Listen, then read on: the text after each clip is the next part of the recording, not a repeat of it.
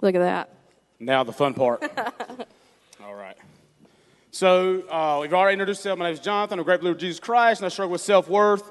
Hey again, what's up? And I'm his best half, Faith. And I'm a grateful believer in my Jesus, like I said earlier, and I struggle with codependency, self-worth, and trust. Hey, so I'm going to start off, because if I don't, I probably won't ever start talking again. So that was his plan anyways. So I'm going to give you guys a little background about Jonathan and I. Our friendship started about 6 years ago when I got a little ding on Facebook from this guy right here, and he was declaring his love for me and how beautiful I was. Whoa. I wasn't declaring my love for her. I mean, yeah, she's, she looked good, but I was like, I said, hey, beautiful, but like, don't let her discriminate. She said, well, you don't look too bad yourself. And I was like, hey, oh yeah. Yeah, and then I hit him with this. I said, this is really important to me. Are you involved in a church anywhere? And I said, oh, here we go. Another girl. Do you go to church? No, I don't go to church, but I look good, all right? I don't go to church, but I don't look good. I do look good, but I don't go to church. But, so at this time, we started, I really liked her. I saw her in high school, and I was this jock in high school, so I knew who she was, and I wanted to talk to her, but, I just always had that. She's one girl I just couldn't kind of talk to. It's kind of weird. I could talk to anybody else but her, so, yeah. But anyway, so as we started talking, we started talking for a whole year, and the pushing of, I want you to come to church. So she invited me to church for a whole year, and then there was this time frame where we just kind of stopped talking. I was like, she just invited me to church. I'm overwhelmed. Brother, don't want to go to church. I'm working. I'm making money. Don't want to go to church. So there was a few weeks we didn't talk, but she was always on my mind, just always. And I was just like, I got a text. I was talking to one of my friends, and he was my best man at my wedding. I was like, look, man, I can't get off my mind. He said, well, just text her. So, of course, I text her, and then the story goes from there. So I'm just happy to obviously say that he finally listened and was not hard-headed. And he accepted my invite. And for 5 years now, we've been serving together at this church. And we got engaged probably about right here. And we got married right here on the stage. And I'm just so stinking, and I know you're not supposed to say stinking, but the teenagers know I say stinking all the time when I speak. I'm just so stinking excited to be able to do life with this guy right here. Yeah. So, as it looks like, y'all got it all together. Y'all is perfect. Y'all is good. But I'm going to give you a little backdrop and show that our first year of marriage was probably our hardest year of marriage. So, as we had this, we had a perfect relationship, I feel like in my eyes. We didn't argue, we didn't fuss and all, but I always struggled with jobs. I always felt like I couldn't find this job that suited me. I just felt like I had something in my mind that I wanted to do, and I wanted to make a lot of money, but all the jobs I went to just wasn't satisfying me. So just in my mind, we had just got married, and, we moved into our house, and I just had in my mind, it's like, man, I just don't want to go to work. Like this job I'm doing, I had a certain circumstance happen at my job, and it scared me. And I just felt like in my heart that I'm not supposed to work here. I don't need to work here. I need to go find something different. So it came this time where I had to get up really early. It was like 4 o'clock. I had to get up. And I just woke up one morning and said, I'm not going to work. I'm not going. So what I did was I picked up my phone, and I acted like my boss was calling me. Quotation marks. Of course, he wasn't calling me. I walked outside and acted like my boss called me. I came back in. Faith wakes up. What's wrong? When my boss just told me that I do not have to go into work. Quotation marks, I lied. So that kind of started a ricochet effect of what would happen, coming up. And I just got in my mind where I did not want to do this job. I didn't want to work. And I was kind of scared to tell her. I didn't want to, be that man, because as a man, we are providers. We want to be we want to be the man of the relationship. We want to make the money. We want to be the provider. But in my heart, I just could not tell her. I did not want to disappoint her and say, hey, I did not feel like going to work because this is not what I wanted to do. And it has come to a time where I did not want to go to work at this job almost every day. And I just always had this gut feeling, ladies, well, men, you can have discernment too, but ladies, I feel like some of us are blessed with that spiritual gift. So bless him. And my kids, when we have kids one day, bless them, because I just feel like God has given me that gift. And so I just knew something wasn't right about that something was kind of fishy, that your job would keep calling you and saying, no, like, I don't need you. And I just remember one specific night, Jonathan and I had been watching television, and he got up to take a shower, and I just stayed in the living room, and something told me, just check his phone. So I did, and to my surprise, there was a text to his boss that had a very concerning reason of why he wasn't going to work the past couple of days and the next day. And in that moment, I kind of was just like frozen in my seat, because this wasn't what was supposed to happen to someone who had only been married 8 months. And I just felt like my heart stopped a little bit. And like I said earlier, I struggle with trust. And that stems from a broken relationship with my father. When I was a teenager, he walked out of my life, and then I felt that hurt with just relationships from guys, and they ended up cheating on me and breaking my heart. And that just was just another reminder, okay, Faith, like, you're never going to be able to trust anyone. So I never thought that I would struggle with trusting my husband of 8 months of marriage until then. When Jonathan came back into the living room, I felt like I was still frozen in that seat. And all I could do, without absolutely losing it, was look up and say, is there something that you need to tell me? So I'm at the shower. I'm like, okay, no, I took a hot shower. I mean, is that what I'm supposed to tell you? I mean, but then she told me, she said, she flips around the text message, and I just remember my heart dropping. I mean, it's like I felt so scared, and I felt like, oh, man, okay, this is not supposed to happen. You know, this is something I covered up and covered up and covered up, and I got away with it for so long. And then it found me. If you ever hear that little saying, your sin will find you, bing, yeah, your sin will find you. And in this circumstance, my sin did find me. So at that point in our marriage, I really didn't know where to turn. I felt like there was no one that I could really talk to about what was going on. For one, because we were both faithful servants in our church. And if anyone in the church knew what was going on, then we were going to be judged. And much as I thought that I hated what my husband had done, I still didn't want anybody to think he was a bad person. Codependency. And secondly, these issues shouldn't be happening to someone so early in a marriage. So I did the only thing that I knew that I could do, and that was pray and fast over our marriage and try to figure out how to deal with this, but not let anybody know. So just work on it with just myself. And all of us know that have tried that second part of my theory knows that it don't work. It was just the enemy's trap to get me exactly where he wanted me to be, alone and isolated. So in my mind, I'm thinking, okay, I have to fix this marriage. She did nothing wrong. This is me. Jonathan, you have to fix this. So CR had come in here the first year, and I was kind of like, it's a Friday night. That's something else I don't want to have to do.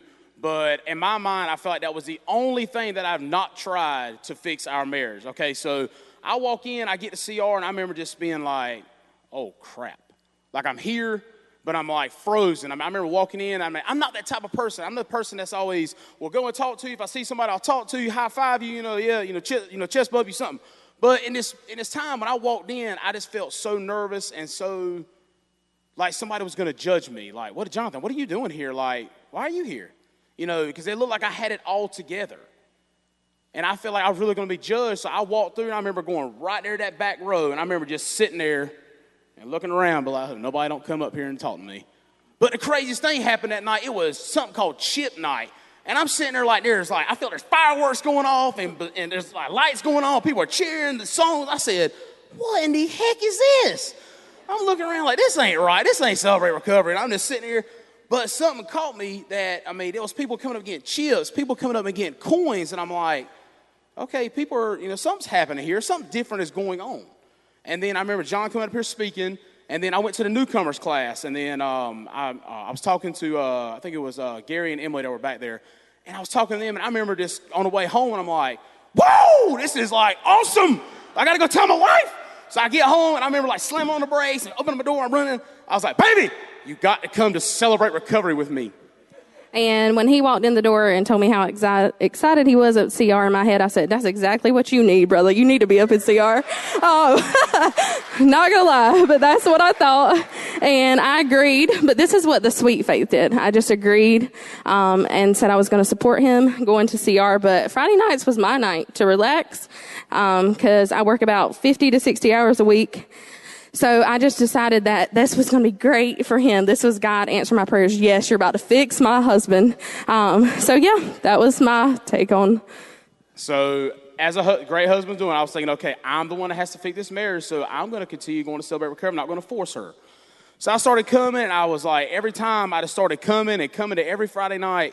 And then I was sitting there, and I was just sitting there during worship. And I remember God telling me, I need you to serve here at CR.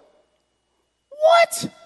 Serve? I'm here to fix my marriage. I can't serve yet.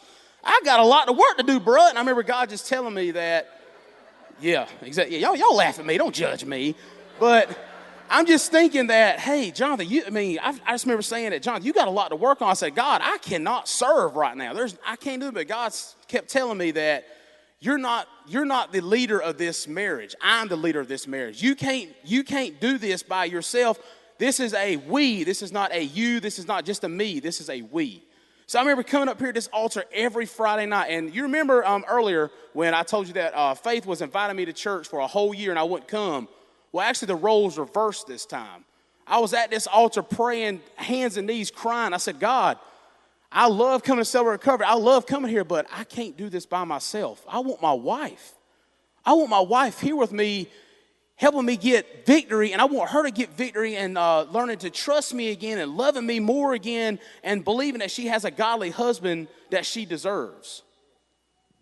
All right. So in the meantime, I just continued to do what I was doing, hurt, alone, by myself, praying though. I never gave up praying. That was the only good thing about our situation, I feel like. And I knew that when my husband was coming home, I seen a change in him. I was like, hold up. I'm bad. I'm still bad. And this brother changing. And I was just upset about that. And the Lord slapped me in the face. Who's ever had a moment like that? God's like, hold up, girl. So he reminded me, I had struggled with unforgiveness before. And he reminded me that I was struggling with unforgiveness to this man right here.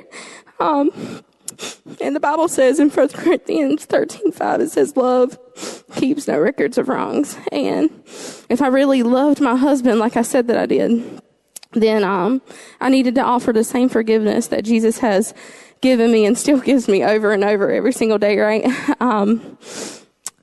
So to his surprise, when he asked me this particular Friday night, he's like, you're coming with me next Friday night, right? It was kind of like you're coming, like you're going to come with me. And I was like, yeah, I actually am, but I got a condition for you.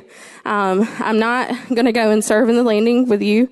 I'm going to sit under some teaching and actually get some, I don't know, fed, I guess. And I sat at the same probably seat that he did in this back row. And what I didn't know, but the Lord knew, is the night that I said yes, there was going to be a couple standing on the stage telling about how Celebrate Recovery had restored their marriage. It's funny how God works. So tears like these right here came to my eyes, and I just knew that this is where Jesus wanted me to be. So I kept doing what everybody says to do, just keep coming back, Faith, and keep doing this program. And I finally decided to join a step study and began working the steps. What I did in my step study for a while was went through the motions, but I started praying and asking God, why isn't this step study helping me like everybody says it will? And yet again, the Lord got me together and said, it's because you got to be real. You got to be vulnerable with these ladies. And that was hard for me because I knew that 3 of these ladies in the step study knew my husband, not just on a, hey, how are you doing, Jonathan level, but like on a one-on-one level where they would talk to them. But I had to do what God wanted me to do if I wanted to get healing. So I finally started being a little bit real in step study, and then I met my sponsor, Pam Ridge, hey, and was finally just open with her. And I was like, look, this is what I'm dealing with, and this is what I've been through. And that is when I began to realize how nobody looks at me different here. And they look at me the same way they did before, and that they just really cared. And then I knew that this was actually a safe place where I could be open and finally have the courage to be vulnerable. So as I said that, God was tugging on my heart to want to serve. So I was like, okay, well, I work with teenagers on Wednesday nights, and I felt like that's where God was pulling me. Was, hey, you need to go work with teenagers. What you do on Wednesday nights, this is what I need you to do. So I went over there. I remember talking to Miss Hillary and Miss Amanda. I was like, hey, I just want to observe and see what's going on and see what you guys do. Well, I kept going back more and more. It was like I wasn't coming here. I needed to be over there. And what really got me was seeing students going over there and wanting to get victory over their hurt, habit, or hang-up. When their mom and dad is over here, they're getting fed over there, getting victory over their hurt, habit, or hang-up. And I think that's just awesome, and that's what intrigued me. I was like, man, this is what I want. This is what I want to do. And then I remember going in groups, and I just remember seeing their faces and how much they're open up. And I'm like, hey, I know you. You struggle with what? And I'm thinking like, man, this is like, I didn't know this because on Wednesday nights, we don't get that much on a personal level. Then you go on Friday nights, it's like everybody just spills the beans, and it's real because people are vulnerable.